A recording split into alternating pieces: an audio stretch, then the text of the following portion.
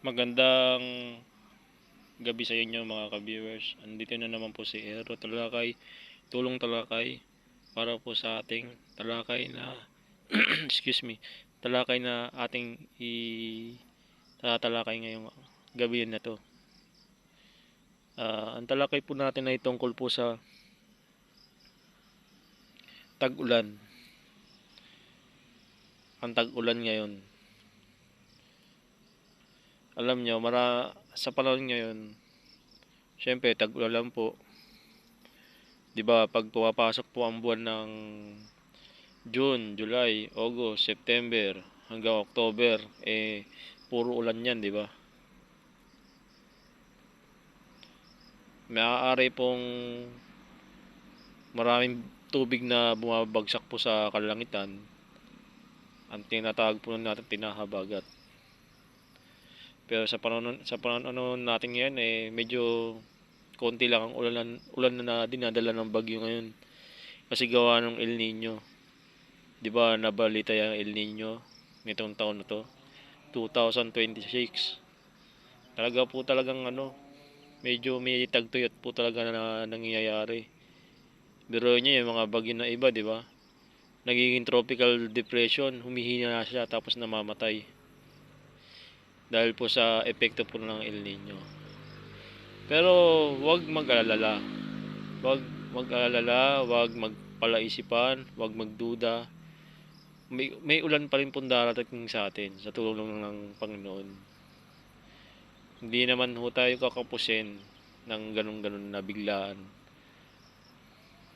May ulan na tubig, pandilig ng halaman, lalong-lalo na sa mga gulay, panananim, yan.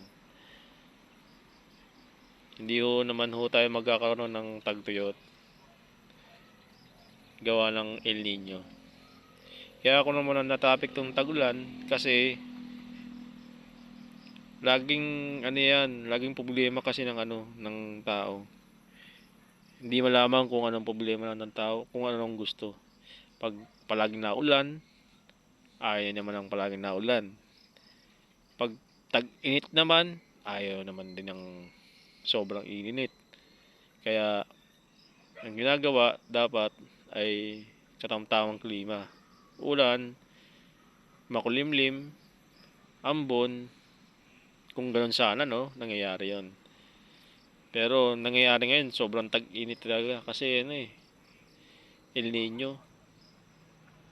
Yan po yon. Kaya ang payo ko lang po sa tag-ulan, total naman din tag-ulan ngayon, pero may tagtuyot. Sa mga taong mahilig magtanim ng gulay, palananim na mahilig sa gulay, kumakain ng gulay, magtatanim po. Kailangan kasi mayroon din kayong pang-abang na tubig. Kasi mahirap ngayon tagtuyot talaga, medyo alangan sa ulan. Alangan sa ulan talaga. Namamatay yung bagyo. Pero hindi po yan dasal lang po talaga sa Panginoon. Mangyayari po, uulan din po, magkakaroon po ng mga ligaw-ligaw na ulan. Yan po yan. Gawa ng Panginoon yan, lahat yan. Yan po yan. Kaya sa mga mahilig magtanim ng gulay, boto po ko sa inyo, mga kagulay,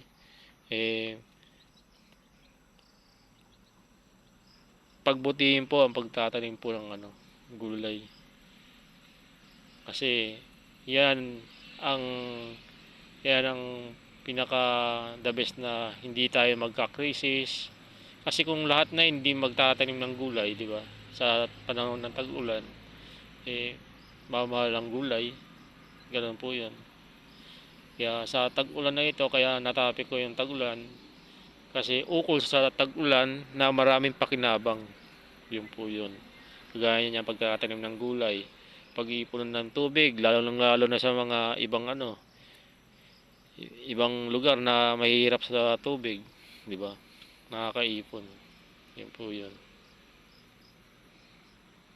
Dito nga sa amin sa lugar ng Cavite. Cavite po kasi kami.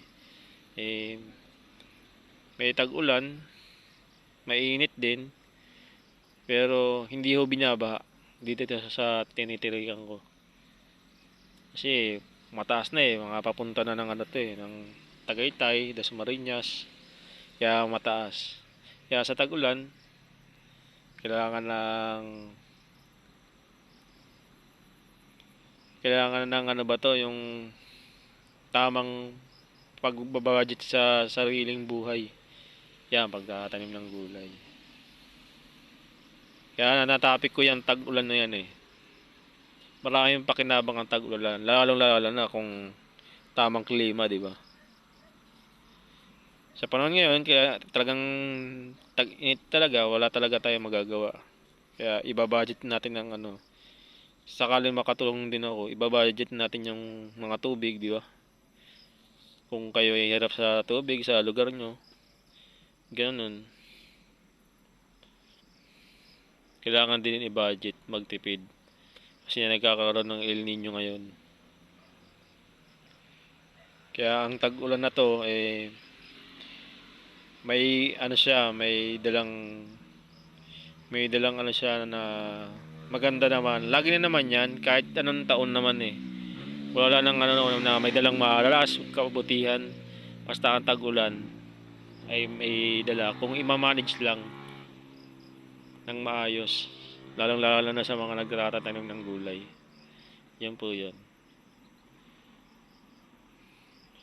Hanggang dito na lang po kasi basic lang naman po yung mga binabanggit ko.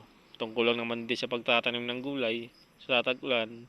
Yan kasi ang pangunahin ng pangangailangan kasi ng tao. Yan, pagkain, gulay. Pag kung ikaw kasi masipag kang nagtanim ng gulay, eh malaking tulong din po sa ekonomiya yan. Kung kayo yung mga nagba-buy and sell, 'di ba? Ay buy and sell. Nag-ano kayo, nag-sell kayo ng mga gulay, eh malaking tulong sa ano yan, sa ekonomiya, saka sa mga tao. Kaya ang tag-ulan po ay dapat alam nyo, yung mga hindi pa nakakalama, dapat alam nyo ang pagbabudget ng ano, ng buhay, pagbabalanse. Yun po yun. Hanggang dito na lang po mga ka-viewers. God bless po sa inyo. Sana may natutunan kayo sa tungkol sa tag-ulan po. Na may dala pong swerte yan kung ibababudget po talaga. Magaling mag-handle. Yan kasi ang purpose life ng Panginoon po talaga. Kung bakit may tag-ulan sa ibang panig. Kahit nga sa mga desierto to may tag-ulan din. Kayang pa ulanin ng Panginoon yun. Kung gugustuhin. Basta magdasal lang po talaga. Hanggang dito na lang. God bless po.